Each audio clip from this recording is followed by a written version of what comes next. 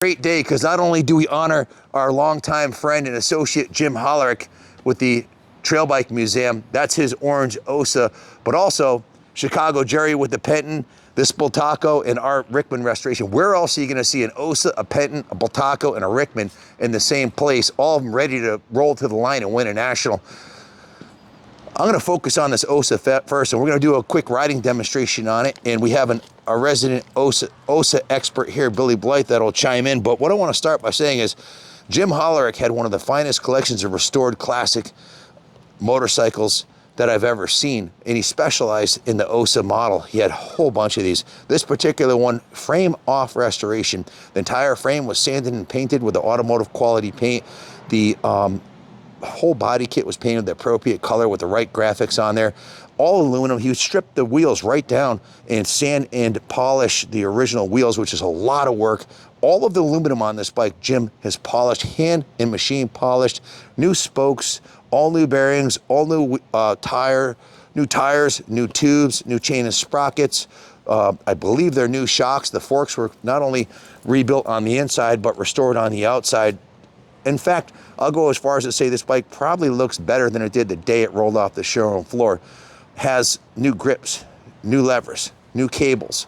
Everything works beautifully like it did it the day it did brand new, and it's an absolute diamond. The original chrome on the exhaust pipe is intact. The engine cases are polished beautifully, and there's no evidence of any abuse on this bike whatsoever. It's an absolute diamond. The upholstery on the seat is real nice, and we also have this Pioneer Stiletto TT Owner's Manual. It's an absolute diamond. We're going to ride it in a minute, but before I do that, I'd like to turn this over to Billy Blythe, because if you look at the ads from the 70s, this is the guy that was riding the motorcycles in the ads for Ossa. Am I correct? Yes, yeah, back in the day. So he's probably forgot more about this bike than I'll ever know. I do know what was done to it, because Jim was a close friend and associate. I've been out to dinner with him a bunch of times. I've been up to his museum. In fact, when we opened this museum, Jim was our #1 benefactor. He loaned me 25 motorcycles, including this very motorcycle that was on display here for the first 2 years before we could afford to have our own bikes. It was a tough road getting the museum open, but so I have a long history with this bike. I'd love to keep it, but it's going up for sale again. Billy, tell us a little bit about this particular model, because I know you're an expert in this subject. Sure, Ken. Yeah, this is a 72 Pioneer. This is the last year of the orange Pioneer, and the next to the last year of this run of bikes. So they had it all dialed in. By this time, they had gone to a full 250cc, 5-speed bottom end, bulletproof. And back in the day, in the early 70s, all the way up to the mid 70s, Yep. the woods were full of orange bikes around here. I mean, this bike was the most popular enduro mount of all. And their champion riders were winning events. They were winning overall events at Yeah, and like I was saying, the woods were full of orange bikes like this. The 250 Enduro from Ossa was the bike to have back in the day. Massive amount of mid-range torque, totally reliable. In fact, that was their catchphrase, Ossa, reliability above all. This bike is a beautiful example of a day gone by, for sure. A lot of these bikes from riding enduros got trashed. And people would modify them to make them the way they wanted them. They take off the plastic, the fiberglass front fender and put on a metal one, or a new Preston Petty when they were available. But this has this beautiful exhaust on it. Ron, if you look at the exhaust grill here, it's not dented. And this is the first thing that would take a hit on a bike that wasn't even crashed. It would be just from your legs. And you know, the chain guard, the wheels, the sprockets, the engine cases, everything is in absolutely pristine condition. And these things, they were made in Spain. They were a little bit on the fragile side from new. So they didn't last long looking like this if you were to use them really hard. If you use this carefully, it'll stay this way forever. I'm a little distracted here because it's such a marvelous piece. The tires are the original Pirelli MT-03s that came on this bike when it was new. They're made in Spain. You couldn't buy Pirellis anywhere else in the world that were made in Spain unless you bought it on an Ossa motorcycle, or a Bultaco for that matter. But yeah, it's got all the cool stuff on a double needle IRZ carburetor. That's original stock component. You know, these beautiful badges. You know, all the Spanish manufacturers, Ossa included, and especially, were very proud of their mark, proud of their product, and all the components on this bike, by law in Spain in those days, had to be made in Spain. So the ignition was made in Spain, the carburetor was, all the chain and sprockets, The wheels and everything was made in Spain. It brought up manufacturing in Spain because of those rules and laws. So, fantastic machine. Period upgrade VDO speedometer. This is the one you'd want, and very difficult to find. This is a real crown jewel on the bike, and that showing 0 miles because it's brand new. Again, the new exhaust, brand new foot pegs. Some of the parts on this bike are new old stock, and the foot pegs included, the axles, that kind of stuff. Really, really remarkable piece. That's a true survivor. And it had the honor of being on display at Jim Holler's museum and at this museum for a number of years. You know, really, really cool bike. Almost too nice to ride, huh, Bill? Almost, but I think you're going to find a way. And in fact, would you give us a quick riding demo on it? Oh, I'd love to. When you're done telling us about it, I'd appreciate that. Yeah, these bikes, I have an example of this from the year before, 1971, that has been on display here at the New England Motorcycle Museum for years. It's now in the AMA Hall of Fame Museum on display there for a year. But it's an ISDT veteran. So it's exactly the same bike as this with some minor modifications, and it was a survivor of 3 international 6-day enduros. Didn't it win the Concours d'Elegance? It got a Concours, actually an award for preservation at the Concours d'Elegance in Greenwich, Connecticut. So it's a bike that's on a museum tour right now, but it is an example of this, and it's a hard ticket. Whenever it goes to a place that's really cool, it's the worst looking machine there because the paint's flaked off. You know, it shows signs of wear, but it's preserved exactly as it was. This beauty has been restored properly. I wouldn't say that. Jim, I would say, you know, I'd go out on a limb and say he's the best Ossa restorer on the planet. And down to the nut and bolt hardware stuff that he did, God rest his soul, he was a fine man and an excellent restorer. Really, really fantastic work. So I'm going to throw a leg over it now. Before you do, I want to add, to do a frame-off restoration like this, for a shop like ours, with the best experts in the industry, you're looking at, give or take, more or less about 100 hours of shop labor. Today, at today's shop labor rates, to even find a shop that would do it, and if you could, you'd spend a fortune. The typical shop rate in Connecticut is $150 an hour now, or maybe you can get it done in Florida for $120, I don't know, but it's $150 an hour and plus parts. So this bike would cost a lot more to build and restore than we can sell it to you for. And God bless Jim for turning out such a quality product. It's an outstanding piece. This is his passion. And when I went to Jim's house before he built the museum, and I went in his basement where he did all his work, and I went in the belly of the beast. And he explained, you know, the colors he used and some of the things he was doing. He was doing a production line restoration of this type of bike. And I said, Jim, how do you find the time to do this? And he looked at me like I had 2 heads. He says, I just quit watching TV. I said, holy mackerel, are you kidding me? Every night he'd go in there and work 6-8 hours. That's what he did, yeah. Did it come with the passenger pegs too, or is that an option? That's an option, and that's a correct option, those pegs.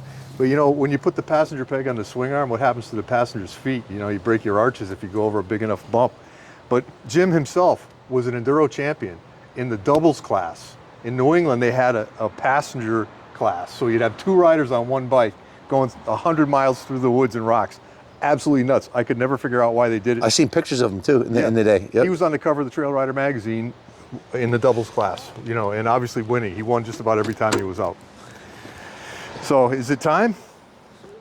All right, well, we're going to do the cold start here. And this is stone cold. And it's about, what'd you say, about 45 degrees, 50 degrees out today? Yes, sir. Yeah. So, and you know, we could have started this first to make sure, but I'm gonna go with what I know here. We got 2 petcocks, and we got a tickler on the carburetor. And this is always, it always looks like you know, it's going to be a problem, but it's never. There we go. Got a little bit of stuff in there. All right. And this Ossa has the original ignition on it. So, you know, these all got lost in the shuffle back in the day, but here we go.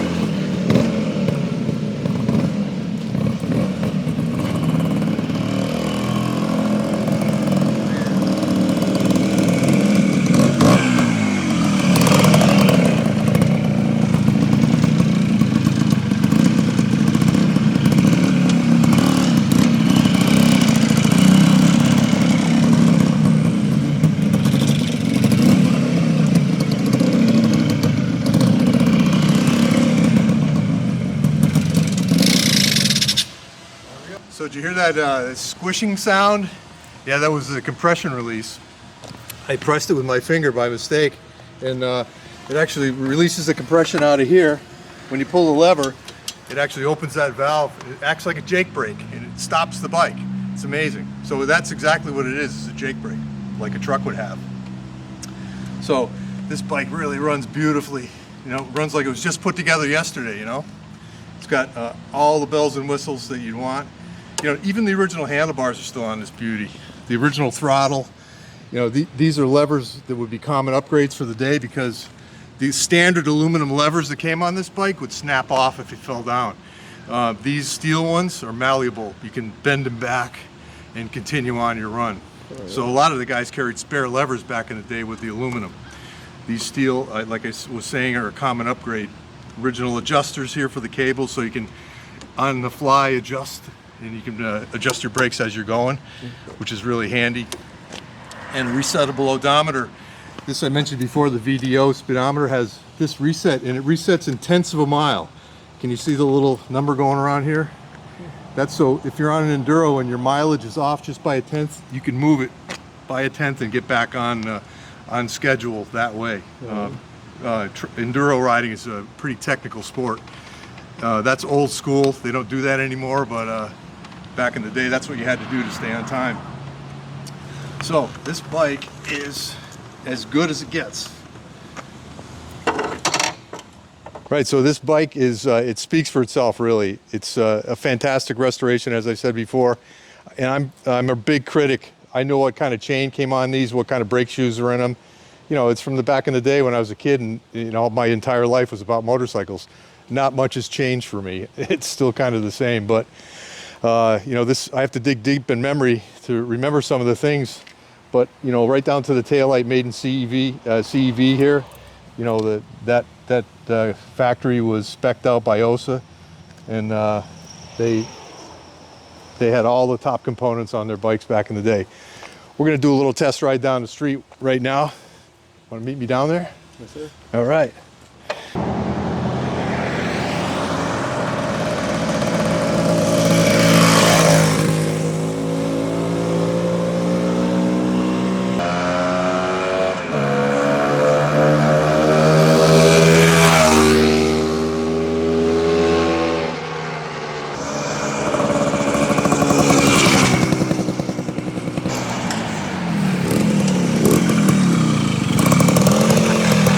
Yeah.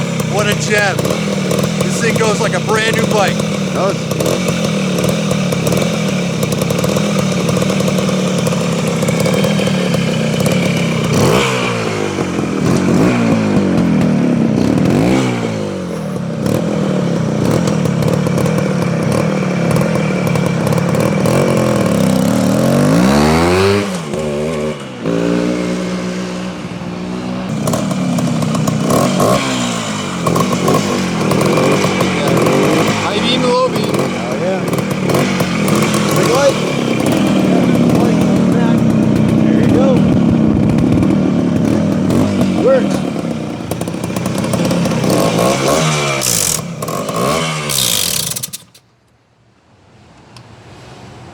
That compression release, and that will stop the bike if your brakes got wet and you were in trouble.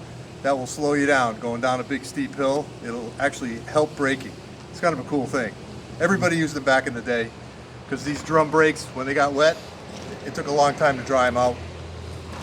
But everybody had the same disadvantage, and that was a workaround. So I would suggest that if you want the best Ossa Pioneer on the planet, you bid early and bid often, because this one's going to go fast.